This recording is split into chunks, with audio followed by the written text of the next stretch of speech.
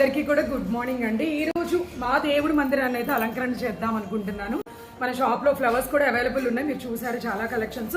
నాకు కొన్ని నచ్చినాయండి, తెచ్చుకున్నాను మా ఇంట్లో కూడా డెకరేషన్ చేసుకుందామని. సో ఈ వీడియోలో అయితే నేను చూపిస్తానండి మా దేవుడి మందిరం డెకరేషన్ చేశాక ఎంత అందంగా ఉంటుందో.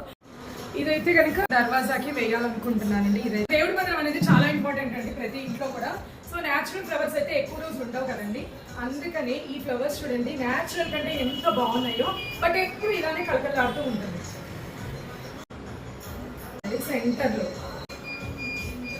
ఒకసారి వీటిని ఈ వైట్ కలర్ కింద పెడుతున్నానండి. తామర పువ్వులు ఉన్నట్టే ఉన్నాయి. ఇది పెట్టాక లుక్ ఎలా ఉందో చూద్దాం. ఎంత కళగా ఉందో చూడండి. సూపర్ అండి, సూపర్ అంటే సూపర్ ఉంది చూడండి. అసలు దేవుడి మందిరానికి ఎంత ఆనంద నిలయంలోకి ఎంటర్ అయిపోతున్నామండి.